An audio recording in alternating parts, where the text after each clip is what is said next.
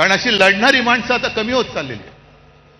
जो लढेल तो तुरुंगात जाईल, ही अशा पद्धतीने यांची सरकारची आता नीती आणि वाटचाल सुरू झालेली आहे. जसं तुम्ही सगळ्यांनी बघितलं असाल की या कालच्या अधिवेशनात जनसुरक्षा कायदा आणला गेला.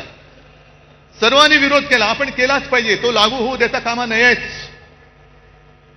मुख्यमंत्र्यांनी आणि त्यांच्या चेलाचपाट्यांनी त्याची मखलाशी केली की हा कायदा असं काही एकट्यासाठी नाही, सगळ्या संघटना जर कोणी अति डावे, कडवे डावे,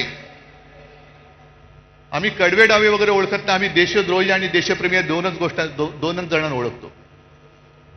पण तुम्ही नुसतं आम्हाला तोंड देखल्या काहीतरी कारण सांगणार असाल तर उदाहरणासकट सांगतो की कसा गैरवापर होतोय. सोनम वांगचुक, एक चांगला देशभक्त सोनम वांगचुक या माणसाने अतिशय दुर्गम भागात, लेह लडाख,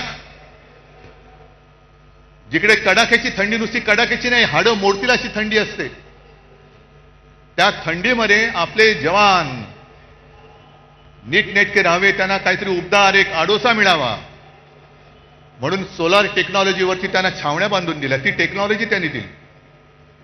पाण्याचं दुर्भिक्ष होतं, ते दुर्भिक्ष होऊ नये, पाणी मिळालं पाहिजे म्हणून त्यांनी आईस स्तूपाची योजना आणली.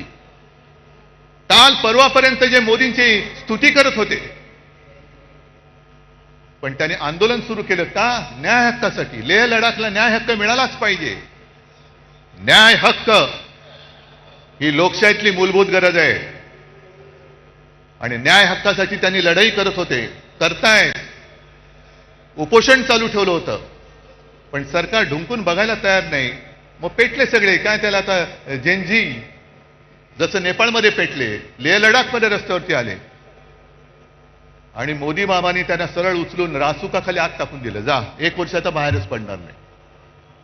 हा जनसुरक्षा कायदा, हम करे सो कायदा, तोच आपल्याला तोडून मोडून टाकायचा आहे. तोच तोडून मोडून टाकायचा आणि टाकलाच पाहिजे.